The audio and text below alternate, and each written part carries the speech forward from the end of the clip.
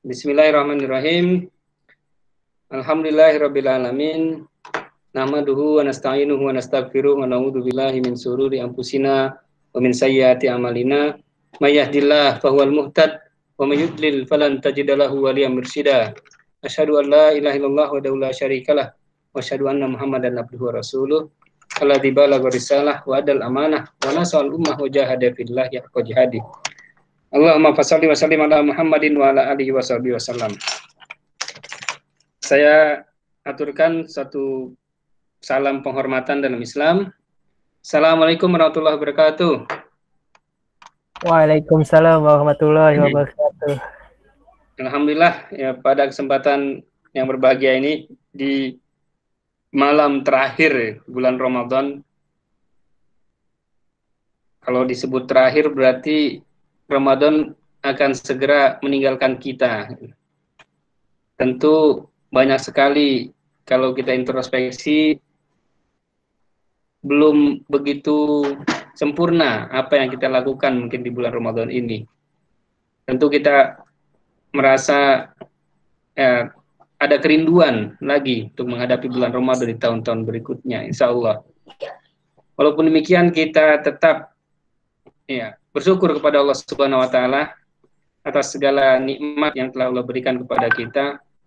Nikmat bersama dengan Ramadan, mudah-mudahan juga kita diberikan taufik dan hidayah sehingga kita tetap istiqomah dalam menjalankan nilai-nilai Ramadan ke depan. Salam dan salam semoga tercurah kepada qudwah hasanah kita, junjungan kita Nabi besar Muhammad SAW, yang dengan perjuangan beliau dan para sahabat sehingga al-dinul Islam sampai ke dalam dada kita dan hati kita. Ini semua mahasiswa semua atau ada alumni? Enggak ya? Salam ya? Iya Ustadz, dari Salam dan dari UI Ustadz. Oh, dari UI. Ya, alhamdulillah ya, kita walaupun bagaimana tetap ya bersyukur ya dalam kondisi PSBB atau COVID-19 yang mewabah di dunia, juga di Indonesia khususnya di Depok juga ya, tetap kita harus syukuri segala kenikmatan yang telah Allah berikan kepada kita. Walau suasana demikian, kayaknya kalau mengikuti perasaan gitu kan nggak enak kayaknya ya. Bulan Ramadan nggak ada taraweh bersama gitu. Bulan Ramadan sholat Jumat pun juga kita tidak lakukan juga. Kemudian Idul Fitri yang nanti akan berlangsung, kita pun dianjurkan untuk tidak sholat bersama, sholat di rumah masing-masing. Nampaknya kalau kita ikutin perasaan ada hal yang berbeda. Namun ya kalau kita lihat lagi bagaimana Rasulullah SAW juga menegaskan ya, ketika kita melalui suatu kondisi yang tidak bisa kita hindari, maka apa yang biasa kita lakukan itu mendapatkan pahala yang sama. Jadi niat kita insya Allah kalau seandainya kondisi ini normal, kita akan sholat Jumat berjamaah, sholat taraweh bersama, itikaf bersama, bahkan nanti juga Idul Fitri bersama. Niat kita itu tetap tercatat mendapatkan pahala. Sebagaimana hadis yang saya tuliskan di sini. Dalam hadis ini, hadis riwayat Bukhari nomor 2996, idza maradal abdu aw safiron kutiba lahu mithlu ma kana ya'malu muqiman sahihan. Nah, ini hadis yang menjadi motivasi kita nih untuk melaksanakan bulan Ramadan kemarin ini dengan baik. Bahkan tinggal sisa berapa hari lagi ini kita seriuskan lagi untuk mengkhatamkan Al-Quran yang belum ya. Jika apabila seorang hamba sakit atau sedang melakukan safar, Allah akan menulis baginya pahala seperti saat ia melakukan ibadah yang lain. Nah ini insya Allah ya, kalau kita biasa sholat di masjid 5 waktu dan membiasakan tilawatul Quran atau membiasakan berkunjung ke apa ke taklim-taklim dan sebagainya yang pada kondisi sekarang ini tidak bisa kita lakukan, itu pahalanya tetap mengalir. Bagaimana hadis ini kan? Jadi luar biasa karena dalam hadis tentang keutamaan Ramadan sendiri itu tidak disampaikan, tidak dinyatakan oleh Rasulullah bahwa harus dilakukan di masjid berjamaah. Ya, dalam satu hadisnya kan, qad ja'akum Ramadan, telah datang kepada kalian Ramadan yang di dalamnya bulan mubarak, yang di dalamnya pintu surga dibuka, pintu neraka ditutup, di dalamnya ada satu malam yang lebih baik daripada 1000 bulan. Ya, seperti itu kan? Itu nggak ada yang mengatakan bahwa harus dilaksanakan di masjid atau berjamaah. Jadi ketika kita laksanakan di rumah sekalipun, insya Allah nilainya sama dengan ketika kita dalam keadaan kondisi normal. Man shoma Ramadan imanan wa ihtisaban, ghufirallahu ma taqaddama min dzambi. Barang siapa yang berpuasa, man qoma Ramadan, barang siapa yang qiyamul lail, tarawih dan qiyamul lailnya karena iman dan mengharapkan keberkahan, keridhaan dari Allah Subhanahu wa taala, Allah akan hapus dosa-dosanya yang telah lalu. Nah, luar biasa sebenarnya kan? Berarti memang harus kita jalani dengan riang gembira. Kalau ada pantunnya, walau suasana Covid, Ramadan tetap fit, jangan sampai dada kita sempit agar pahala tetap komplit, gitu kan? Apa nih, jamaah salam ya UI yang dirahmati Allah Subhanahu wa taala. Kali ini saya diminta sebetulnya tentang istiqomah Ramadan ya. Nah, sebelum kita mengawali tentang bagaimana istiqomah Ramadan, kita harus memahami dulu bahwa Ramadan itu dihadirkan oleh Allah Subhanahu wa taala kepada kita merupakan bukti kecintaan Allah kepada kita. Bukti sifat rahmat Allah yang begitu luas kepada kita. Nah, jadi apa bukti cinta Allah yang besar kepada kita itu? Yaitu diturunkannya Al-Quran. Mungkin udah pada hafal ya. Surat Ar-Rahman, ada yang hafal kan ya? Ar-Rahman, 'allamal Qur'an, khalaqal insan, 'allamahul bayan, asy-syamsu wal qamaru bihusban. Ar-Rahman, Allah yang Maha Pengasih. Nah, mengapa Allah Maha Pengasih? Karena memang sifat Allah itu demikian. Kata ba'ala nafsihir rahmah, dan Allah sudah menetapkan dirinya bahwa dia memiliki sifat rahmah, penyayang dan penuh cinta kepada siapapun. Nah, di dalam surat Ar-Rahman ini yang pertama kali bahwa yang paling utama sifat Rahman Allah itu apa? Allamal Qur'an, mengajarkan Al-Qur'an.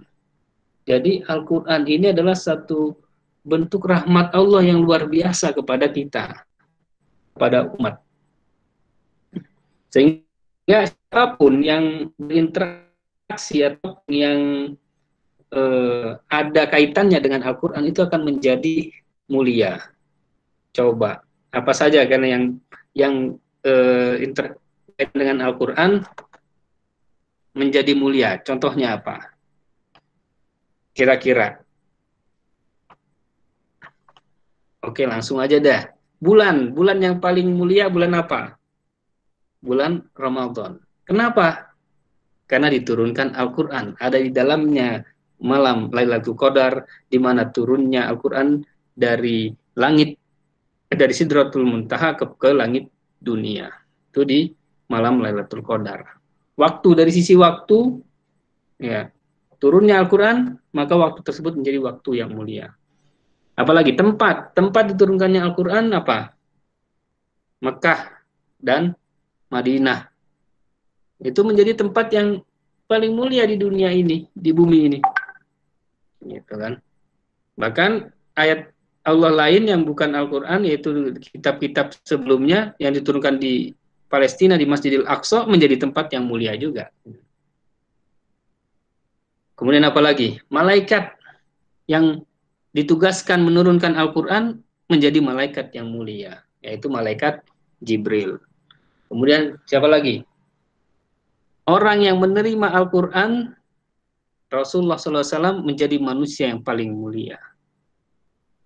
Begitu kan? Sehingga di sini bisa kita lihat siapapun yang berinteraksi dengan Al-Quran, maka dia akan menjadi mulia. Karena Al-Quran ini merupakan bukti cinta Allah kepada kita. Dan di bulan Ramadan inilah ya kita akan banyak sekali terlibat dan berinteraksi dengan Al-Quran. Nah, kalau kita lihat ya ayatnya yang udah hafal kita semuanya ya, tentang bagaimana Ramadan ini sebagai Syahrul Quran ini ingin sebetulnya melakukan suatu perubahan dari umat Islam ya, dari yang biasa-biasa saja menjadi suatu umat yang bertakwa. Ini dikatakan kan, kalau kita lihat ya mungkin ini suatu gambaran yang sering saya sampaikan bahwa bulan Ramadan itu kalau kita gambarkan sebagai suatu proses engineering ya, mungkin yang mempelajari tentang ya engineering ya, baik engineering di keteknikan atau kemipaan atau ke sosial sekalipun ya, ada sesuatu yang kita lihat dalam operasi sistem tersebut ya, itu ada 3 komponen, yaitu yang disebut dengan input, proses, dan output gitu kan. Nah, kalau kita lihat dalam ayat ini itu ada seperti itu gitu. Bagaimana inputnya seorang yang beriman, jadi inputnya adalah orang yang beriman, kemudian diproses, prosesnya apa? Suatu gemblengan, yaitu Ramadan. Kemudian mendapatkan setelah digembleng dengan Ramadan, mendapatkan output. Apa itu outputnya? Yaitu la'allakum tattaqun. Ada 3 nih, la'allakum tashkurun dan la'allahum yarsyudun. Ada 3. Menjadi orang yang bertakwa, menjadi orang yang bersyukur, dan menjadi orang yang senantiasa mendapatkan petunjuk dari Allah Subhanahu wa taala. Nah, kalau kita lihat ya, proses dari Ramadan ini, apakah ini sebuah proses latihan yang akan digembleng selama 1 bulan penuh, 30 hari, terus kemudian kita akan menjalani 11 bulan berikutnya dengan nilai-nilai Ramadan tersebut? Atau bulan Ramadan adalah bulan perjuangan, di mana kita membiasakan diri dengan aktivitas-aktivitas ibadah yang begitu kental dan kuat, kemudian dengannya melahirkan kebiasaan yang menyebabkan di 11 bulan berikutnya kita menjadi terbiasa. Kalau saya melihat ya, bahwa proses bulan Ramadan ini adalah sebuah bentuk perjuangan, bukan bulan latihan. Jadi saya kurang setuju kalau seandainya bulan Ramadan ini sebagai bulan latihan. Mengapa demikian? Karena kalau seandainya bulan Ramadan itu adalah sebuah latihan, ya, yang latihan gitu. Coba aja kita main bulu tangkis. Ya, bulu tangkis, kemudian kita latihan. Kalau menang, kira-kira kita akan merasa bangga sekali nggak? Kalau kalah, kita akan merasa rugi sekali nggak? Enggak kan? Menang kalah sama saja, karena latihan. Ya kan? Coba kita lihat kalau seandainya bulan Ramadan ini bulan perjuangan. Atau kalau seandainya kita main bulu tangkis tadi merupakan kompetisi, kejuaraan. Atau lari lah gitu kan, lari. Kejuaraan lari 100 meter. Ini betul-betul olimpiade. Kalau menang kira-kira gimana? Bangga banget nggak? Bangga. Kemudian kalau menang dapat hadiahnya apa? Oh, luar biasa. Dulu waktu Susi Susanti dan Alan Budi Kusuma tahun 92 dapat medali emas, juara tunggal putri dan juara tunggal putra bulu tangkis, udah bangga, dapat uang 1 miliar. Luar biasa. Kenapa? Karena berjuang. Kalau kalah, malu, gitu kan? Nah, kita lihat sekarang bulan Ramadan. Apakah bulan Ramadan kalau seandainya menang biasa saja, kalah biasa saja, atau kalau menang mendapatkan suatu reward yang sangat luar biasa besar, dan kalau tidak, maka merugi.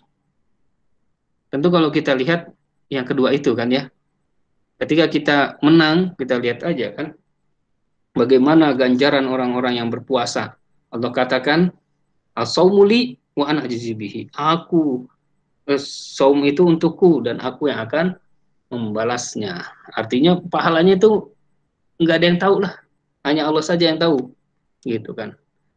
Kemudian pahala yang lain bersedekah luar biasa di bulan Ramadan. Ya, sholat wajib, qiyamul lailnya dan sebagainya. Ada 1.000 bulan.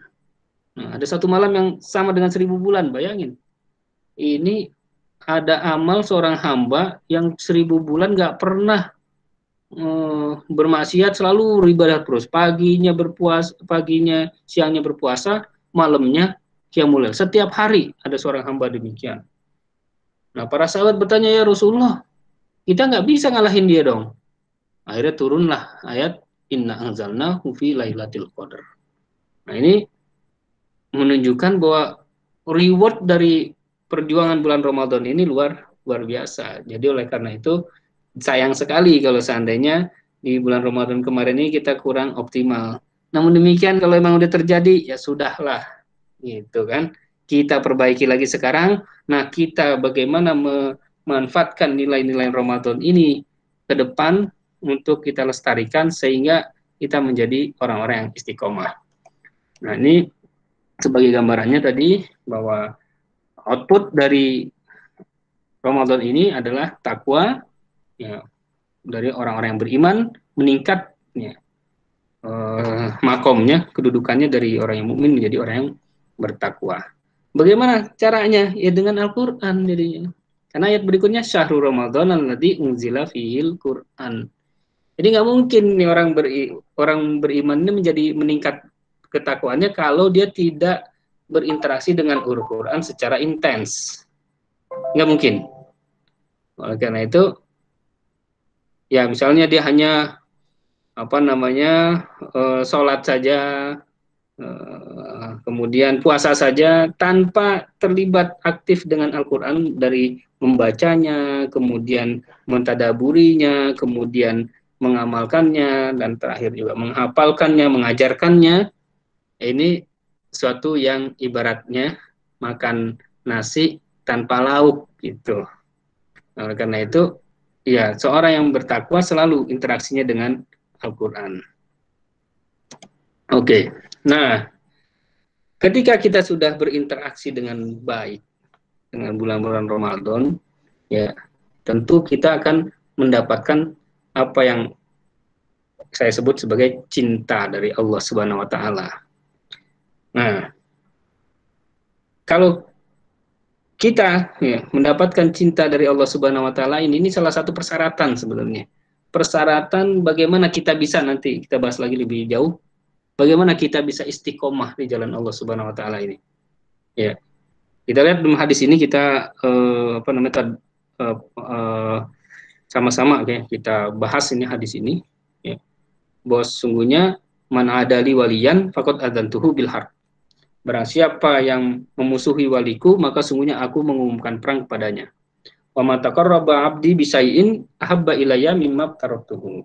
Dan tidaklah seorang hamba mendekat kepadaku dengan sesuatu yang lebih aku cintai dari hal-hal yang diwajibkan. Nah, ini jadi wali Allah itu, ya, ini disebutkan sebagai waliyan, wali Allah, orang yang dekat dengan Allah adalah orang-orang yang senantiasa melaksanakan hal-hal yang wajib. Jadi yang wajibnya tidak ketinggalan, bahkan disempurnakan. Itu hal-hal yang wajib. Apa saja tuh? Ya, tentu sholat wajib, kemudian zakat. Nah, ini sekarang zakat kita udah dikeluarin belum? Gitu. Tidak hanya zakat fitrah, tapi juga yang bagi yang berpenghasilan, zakat penghasilan, dan sebagainya, zakat-zakat yang lain. Juga Ramadan ini, puasa, dan terakhir haji, insya Allah. Kemudian juga Wa ma yazalu abdi bi yataqarrabu ilayya bil nawafil hatta ahubbuh. Dan tidaklah seorang hamba mendekat kepadaku dengan amalan-amalan tambahan sampai aku mencintainya. Nah, kita lihat kira-kira amalan tambahan itu yang paling banyak dan paling sering kita lakukan tuh di bulan apa ya? Di bulan Ramadan tentunya kan? Kalau mungkin sebelum bulan Ramadan ini kita ya baca Quran mungkin berapa halaman, 2-3 halaman, setengah juz lah gitu paling maksimal, atau ya berapa 10 halaman. Tapi di bulan Ramadan ini minimal 1 juz, bahkan ada yang minimal 2 juz dan sebagainya. Ningkatin lagi. Setiap malam kita taraweh, qiyamul lail, berpuasa ditambah, kemudian berinfak, baca Quran, dan seterusnya. Sehingga amalan nawafil itu semangat kita di bulan Ramadan. Apa yang terjadi?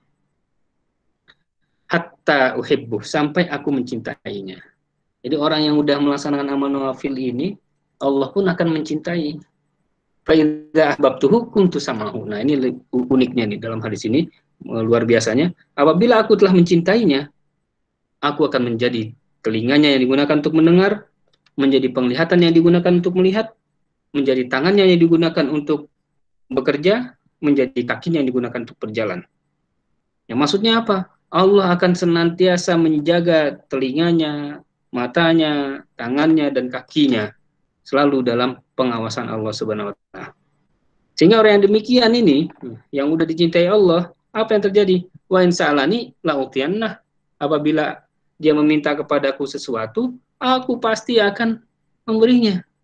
Wala ista'adani la'u'idannah.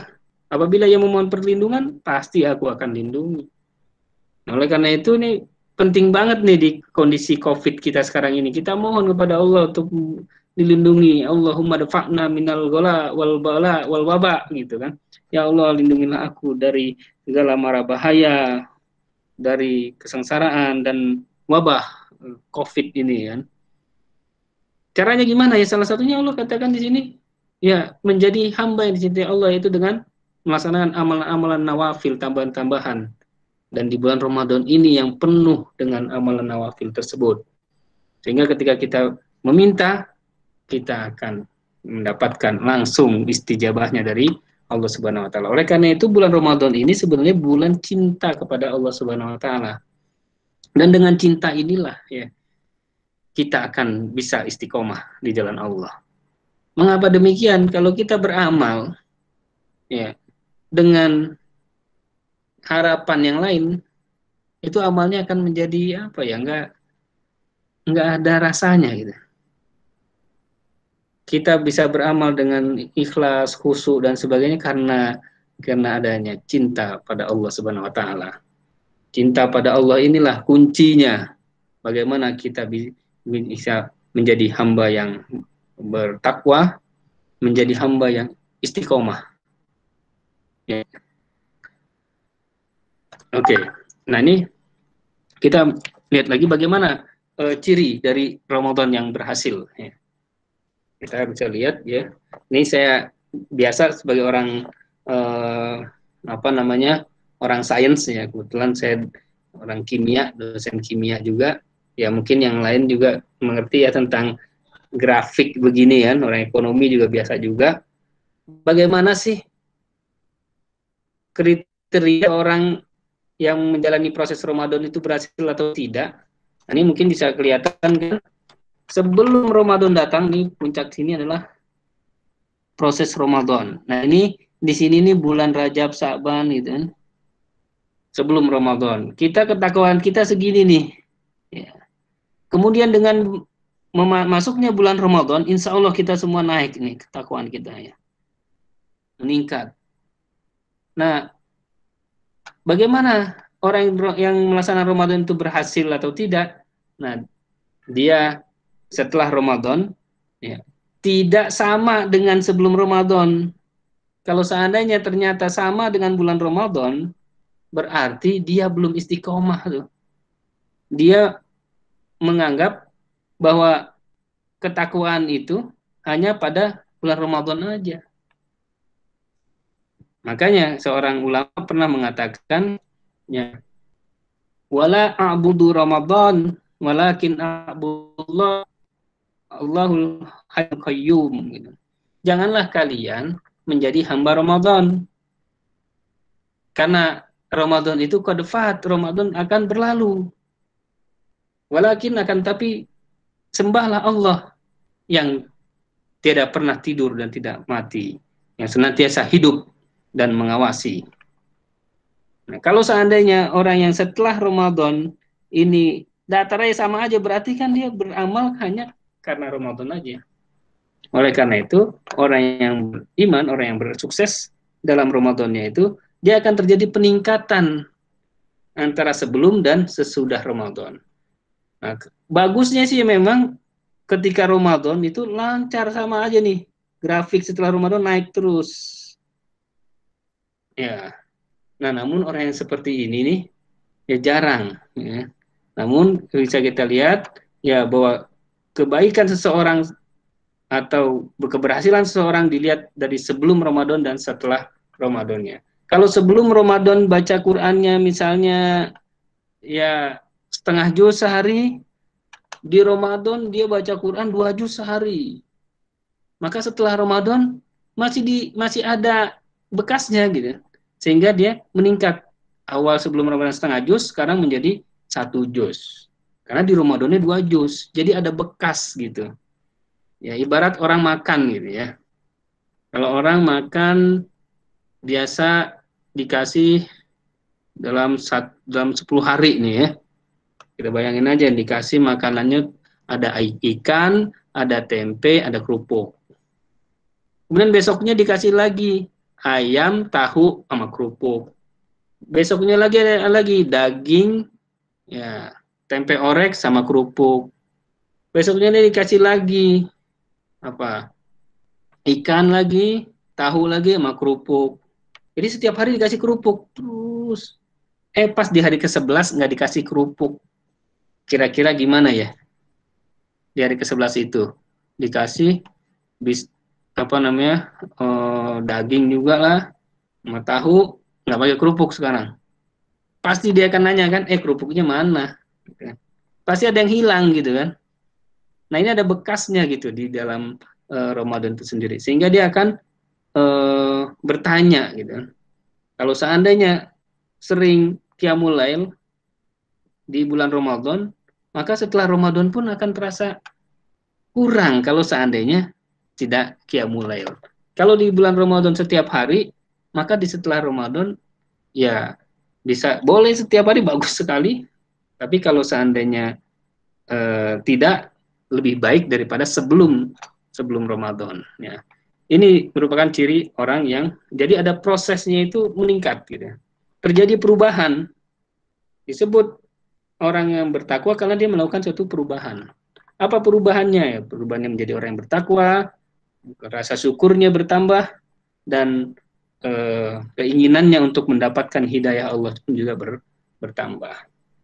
Ini juga ciri orang yang Ramadan berhasil adalah yang berikutnya adalah istiqomah di dalam menjalankan amal ibadah kepada Allah Subhanahu wa taala.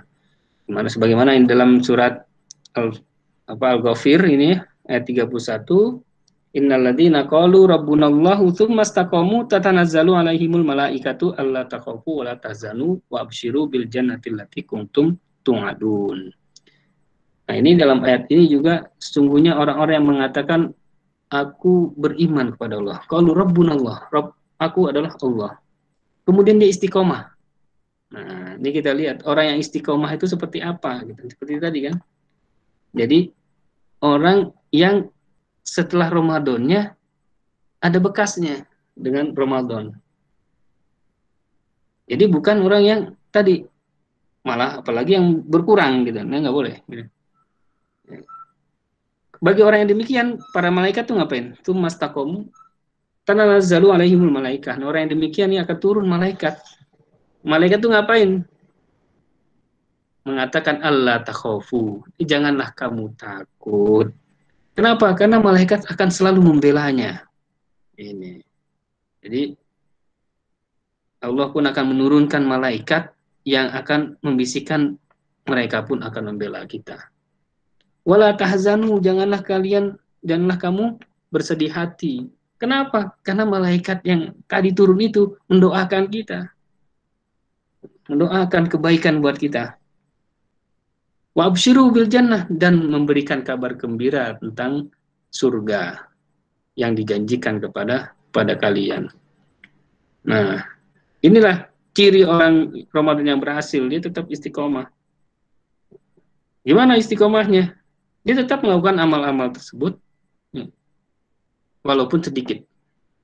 Nah, di sini ada sebuah hadisnya, dikatakan, Innallaha yuhibbu amila aman adwamiha wa in qala. Sesungguhnya Allah mencintai seorang yang beramal itu dengan amal yang adwam dawam, yang terus-menerus, yang kontinu, walaupun sedikit. Wa in qala. Jadi, kontinu sedikit lebih bagus daripada banyak, di bulan Ramadan banyak, tapi berikutnya udah nggak ada lagi. Atau nggak ada bekasnya. Nah, ini yang tidak diinginkan. Bahkan Rasulullah sendiri pernah menegur ada seorang, ya gulam, janganlah kamu seperti si fulan, wahai anak muda, janganlah kamu seperti si fulan orang itu. Yang kemarin dia terbiasa qiyamul lail, tapi sekarang udah nggak lagi. Nah, ini menjadi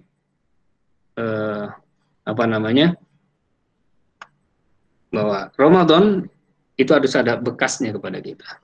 Kemudian ciri dari orang Ramadan yang berhasil senantiasa memberikan manfaat dari keberadaan dirinya. Ya, apakah manfaatnya itu untuk dirinya, untuk masyarakat, dan untuk lingkungannya. Mungkin ini bisa kita bahas nanti lebih panjang lebar. Oke, nah sekarang bagaimana sih ya kiat-kiat kita agar tetap istiqomah di dalam menjalankan nilai-nilai Ramadan ini? Tadi yang seperti katakan, yang pertama itu beramal atas dasar cinta kita kepada Allah Subhanahu wa taala. Karena kalau seandainya kita beramal tidak dasar cinta kepada Allah, itu rasanya hambar gitu. Mau sholat aja itu ungkapan Allahu Akbar itu sesuatu yang biasa saja kita ungkapkan, padahal kan itu maknanya sangat besar sekali. Allah Maha Besar. Ketika kita baca Al-Fatihah pun juga sebenarnya kalau kita dasarnya cinta itu kan luar biasa. Alhamdulillah, segala puji bagi Allah yang dimensi pujiannya tidak terbatas pada waktu dan tempat. Gitu. Rob semesta alam. Terus kita baca. Malik Yaumiddin, Ar-Rahmanir Rahim, Malik Yaumiddin, dialah penguasa satu-satunya di hari pembalasan. Nggak ada lagi nanti siapapun, sehebat apapun nanti di yaumil akhir itu, hanya Allah lah yang menjadi penguasa. Tangan semua terbelenggu, mulut, kaki, dan sebagainya. Itu kalau dasarnya cinta kepada Allah itu menjadi enak. Ketika disebutkan nama Allah, maka bergetarlah hatinya. Ketika dibacakan ayat-ayat Allah, bertambahlah keimanannya. Nah, jadi dasar cinta inilah yang akan menyebabkan semangat dan motivasi kita untuk beribadah. Seolah-olah ya, ketika kita ketinggalan satu amal itu menjadi rugi. Ya. Dan apalagi melaksanakan suatu perbuatan maksiat, kita akan merasakan penderitaan. Gitu. Ini dasarnya cinta. Kalau dasarnya cinta, itu kan berarti akan ada kerinduan kita ingin bertemu dengan Allah Subhanahu wa taala. Ada ya rasa ingin menyapa Allah. Dengan apa kita menyapa Allah? Dengan salat, dengan qiraatul Quran. Rindu. Kalau kita cinta kepada orang pun ya gitu kan, ingin rindu bertemu. Apakah nanti dengan WhatsApp atau dengan email, yang kita akan melakukan kontak, telepon gitu kan, atau bahkan bertemu gitu. Nah, cinta kepada Allah pun juga demikian gitu. Kita akan bertemu dengan Allah Subhanahu wa taala. Kemudian ada ya syarat cinta sendiri, selain ada keinginan bertemu, juga ada keinginan ya untuk memberi atau mendapatkan keredoannya. Jadi ridho. Ada kerelaan dan ada keridhaan. Apa itu? Ya ketika kita memberi kepada orang yang kita cintai, itu akan merasa kita sedikit gitu. Pemberian kita adalah pemberian yang sedikit. Tapi ketika diberi oleh yang kita cintai, maka kita akan mengatakan banyak walaupun sedikit. Nah, ini dasar cinta. Jadi setiap hari kita akan melihat, memikirkan, oh ternyata banyak sekali nikmat yang Allah berikan.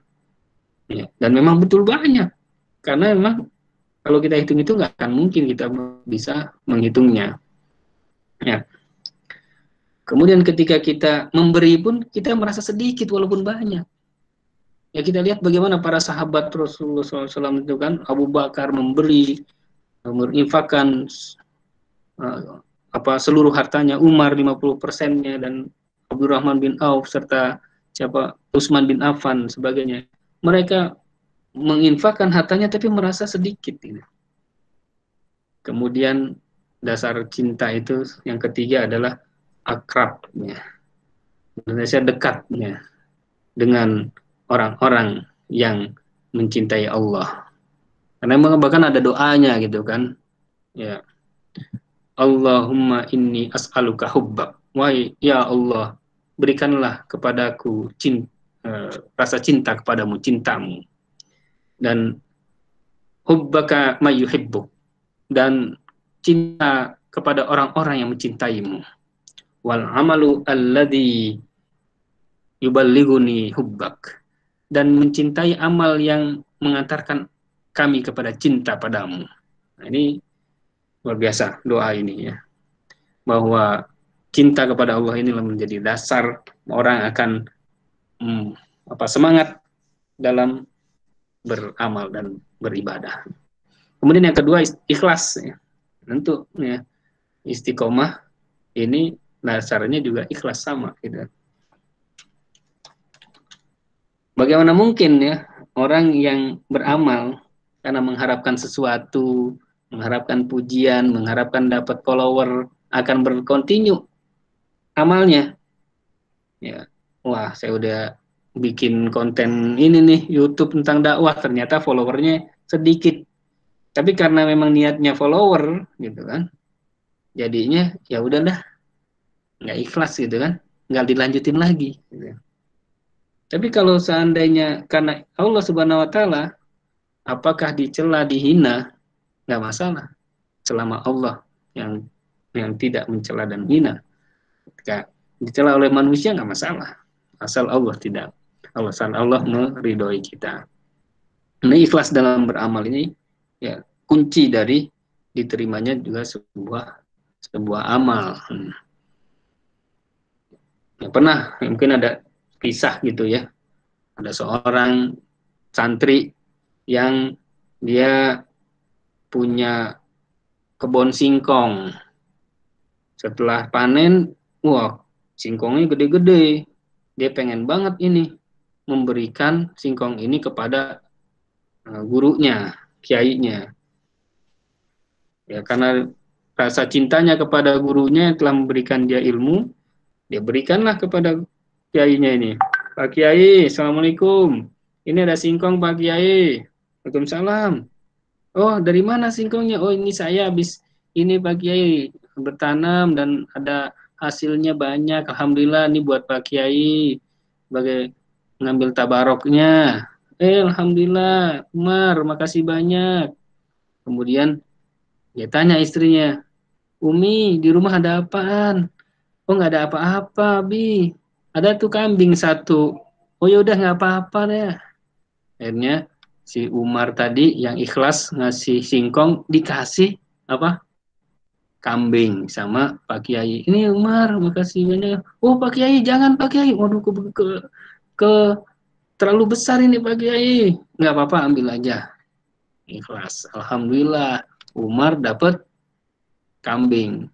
Dalam perjalanan, ternyata ketemu si Japra. Mar, dari mana lu? Dari rumah Pak Kiai. Ngapain? Ini. Terus itu kambing siapa? Dikasih Pak Kiai. Kok dikasih? Iya, tadi ya gue habis cocok tanam, terus singkongnya gue kasih Pak Kiai malah ngasih ginian. Apa yang ada dalam benak si Japra? Wah, Umar aja ngasih singkong, dapat apa? Dapat kambing. Wah, gue kasih kambing lah, mungkin gue dapat sapi. Akhirnya dia begitu, pikirannya begitu. Akhirnya dia beli kambing lagi di pasar.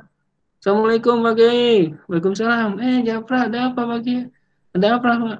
Ini Pak Kiai mau main-main aja. Ini kebetulan ada kambing nih Pak Kiai buat Pak Kiai. Oh, alhamdulillah. Alhamdulillah. Makasih banyak ya, Japra. Terus panggil lagi deh.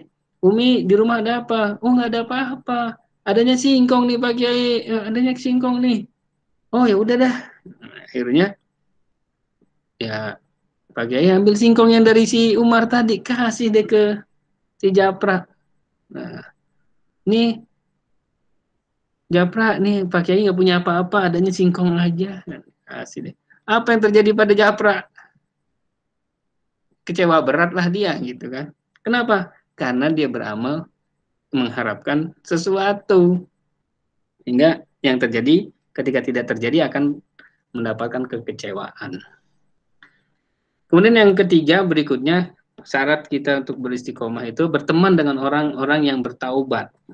Orang-orang yang pengen memang memperbaiki diri. Ini dalam surat Hud ayat 112, fastaqim kama umirta wa man taaba ma'aka wala tatghaw. Di sini jelas sekali. Maka beristiqomahlah kamu sebagaimana yang aku perintahkan bersama orang-orang yang taubat. Nah, ini ayat ketika turun Rasulullah itu sampai nangis. Kemudian ketika ditanya oleh sahabatnya, Rasulullah, kenapa engkau menangis? Kemudian Rasulullah mengatakan, tidaklah rambutku ini beruban memikirkan ayat ini. Jadi rambut Rasulullah sampai beruban memikirkan ayat ini. Fastaqim kama umirta. Beristiqomahlah kalian sebagaimana yang aku perintahkan dan janganlah melampaui batas bersama dengan orang-orang yang bertaubat.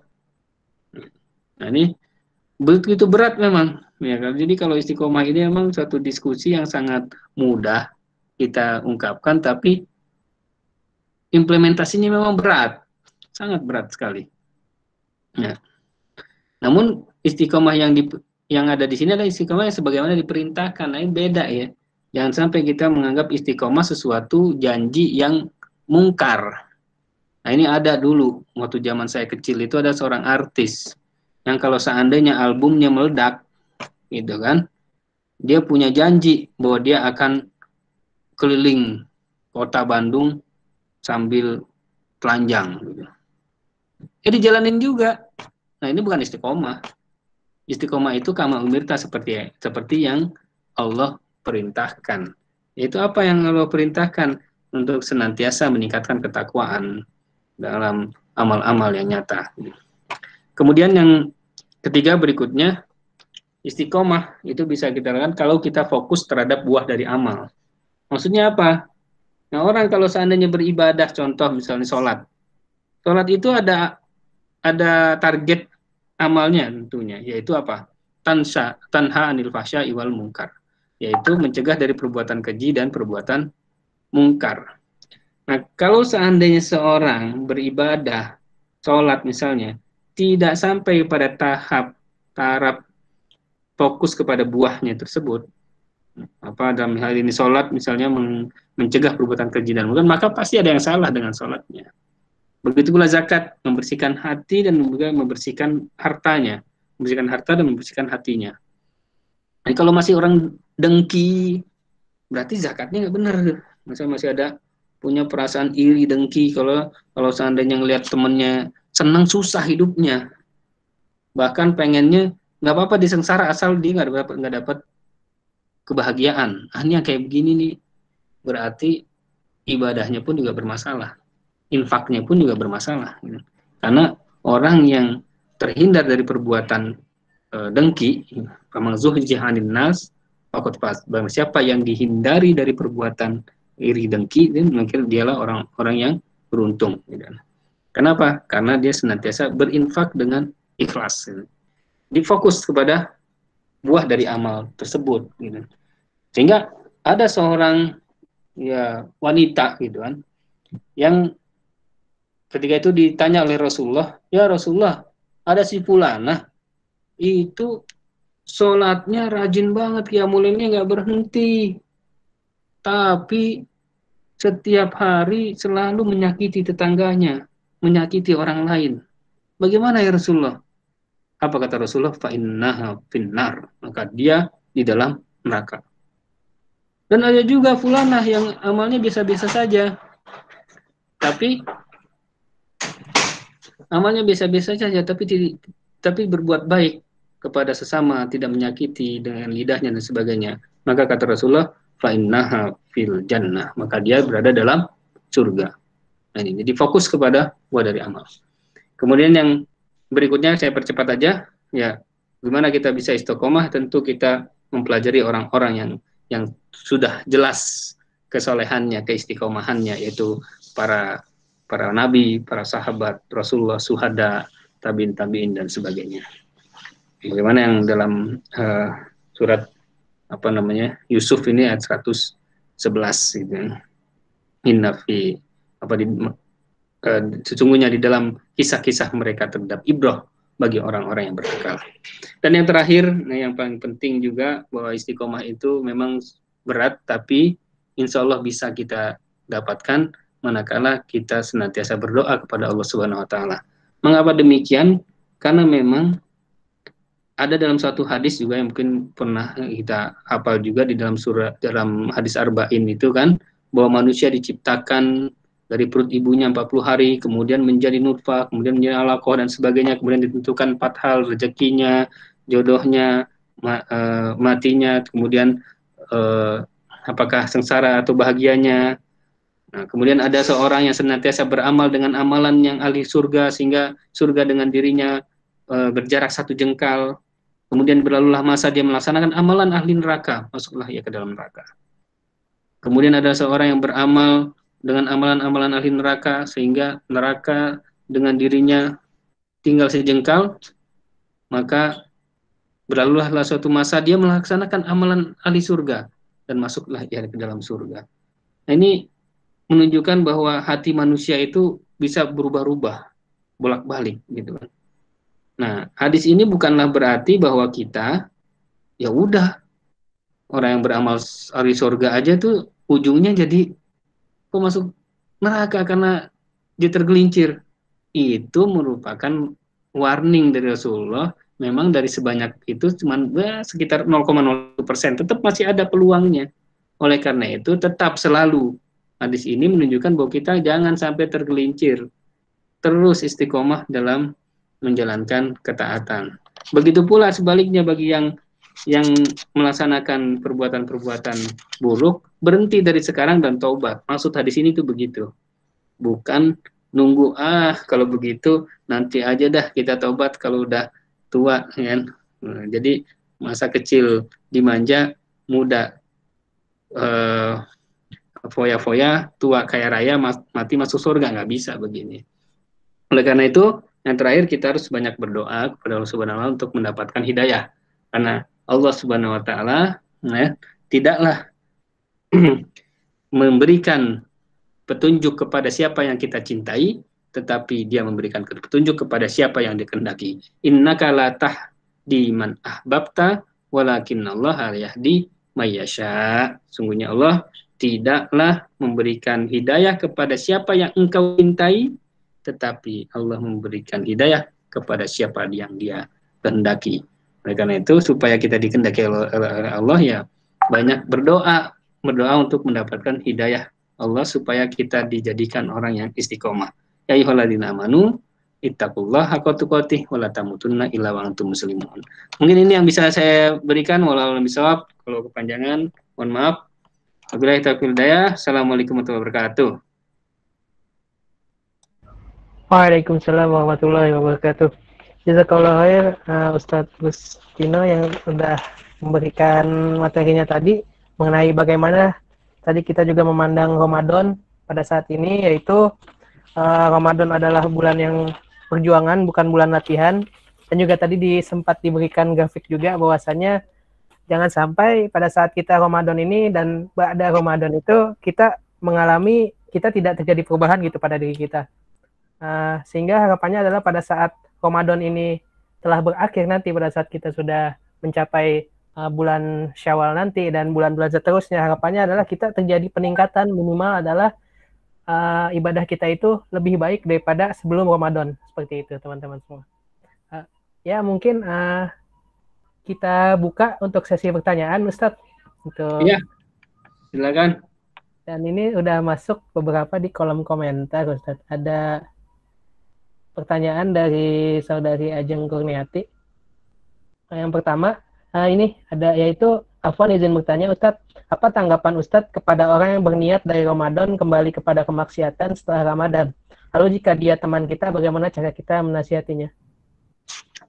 Wah, ini punya niat untuk melaksanakan kemaksiatan setelah Ramadan, berarti ya memang Ramadannya tidak memberikan bekas kepada dirinya gitu. Ini bisa ya kita lihat, padahal jelas sekali kan bulan Ramadan itu penuh dengan keberkahan di dalamnya, harusnya menjadi motivasi. Sehingga hadis yang Rasulullah katakan, waman hurima khaira alaiha faqad hurima. Dan barang siapa yang diharamkan dari kebaikan Ramadan, maka ia telah terhalang dari kebaikan Ramadan. Nah ini ya sejatinya tadi orang yang beriman yang melaksanakan bulan Ramadan menambah ketakwaannya, sehingga niat untuk kembali kepada kemaksiatan setelah Ramadan itu seharusnya sudah tidak ada gitu. Nah, bagaimana kita menasehatinya? Ya tentu di sini dengan upaya yang cukup intensif juga kalau memang itu orang terdekat kita, karena memang ya di dalam menasehati sendiri ada tata caranya juga gitu. Kita tidak bisa juga mengatakan langsung, wah kamu udah punya niat seperti ini berarti kamu itu kafir, kamu itu telah berbuat munafik dan sebagainya. Jangan begitu juga, karena manusia juga punya kadar-kadarnya juga. Oleh karena itu perlu kita lakukan pendekatan yang lebih baik secara dari hati ke hati. Karena kalau kita menasihati seseorang itu dengan cara yang kasar, tentu dia akan lari gitu. Atau ya tentu ketika kita menasihati seorang lewat mulut kita, itu baru terdengar oleh telinganya dan sampai ke otaknya saja gitu. Tapi kalau kita nasihati dengan hati, insya Allah akan sampai kepada hati. Berikan empati dulu, empati bahwa tujuan kita menasihati adalah dalam rangka kebaikan untuk dirinya.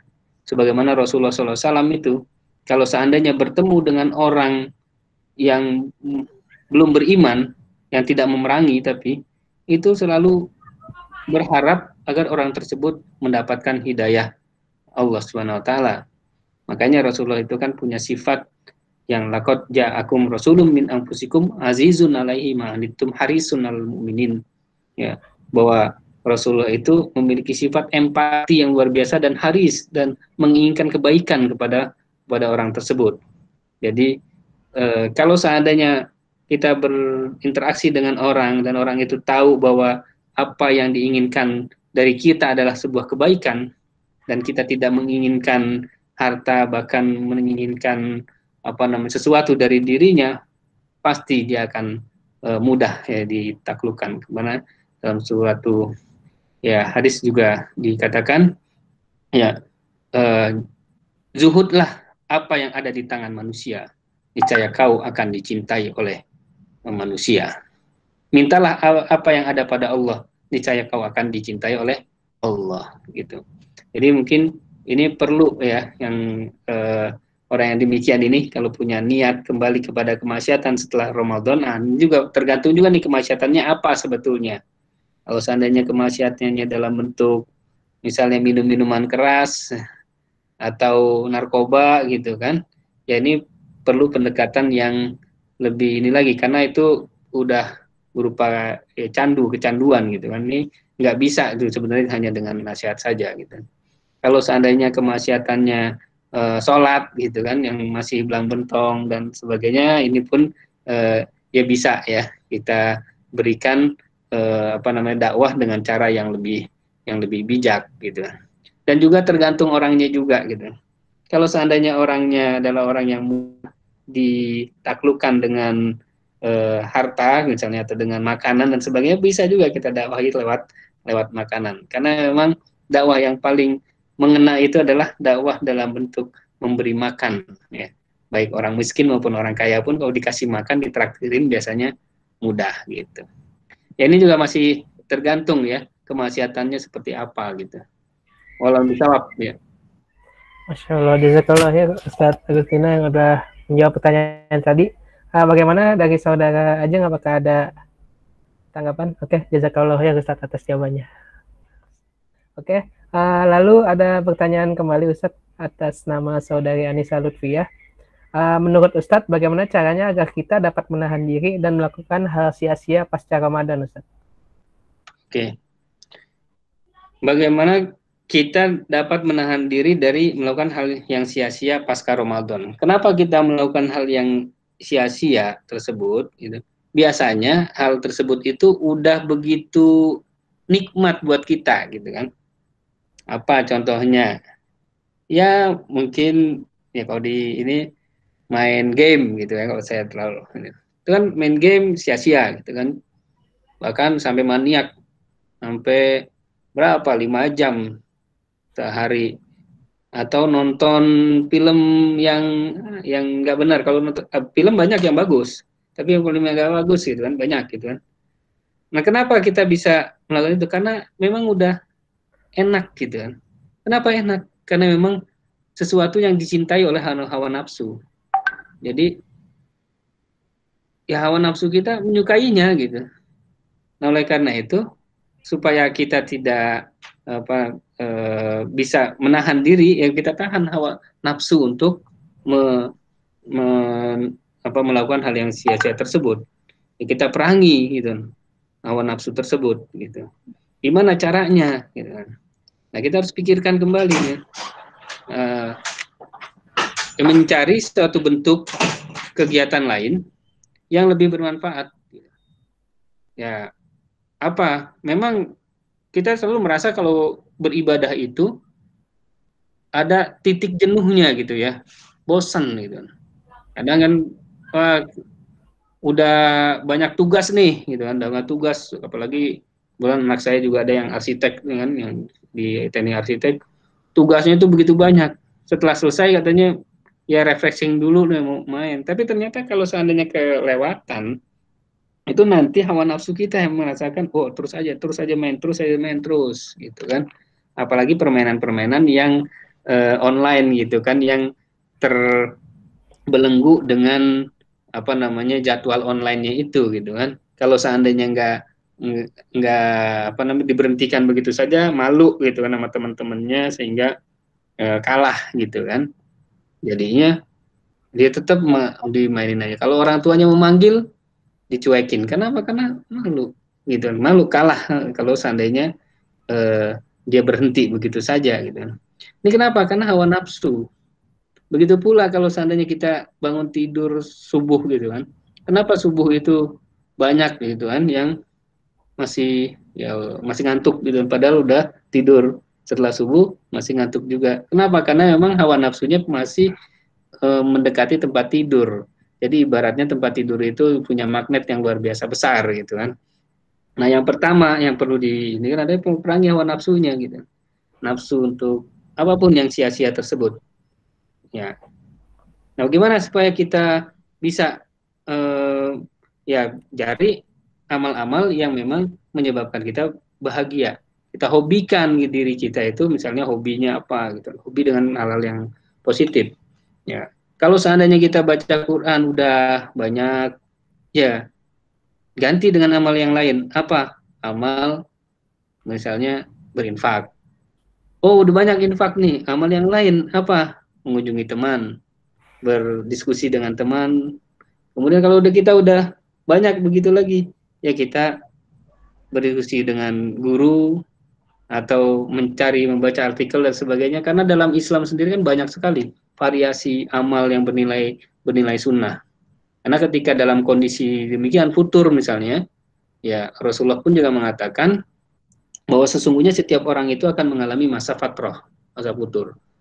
Pamangkana fil fatrohi, barang siapa yang di dalam masa futurnya itu ila sunnati faqad hada, kepada jalan sunnahku maka dia mendapatkan petunjuk. Barang siapa yang mencari selain itu maka faqad halaka, maka dia termasuk orang yang celaka. Nah, ini berarti harus kita cari amal-amal lain yang menyebabkan kita bergembira ria melaksanakannya gitu.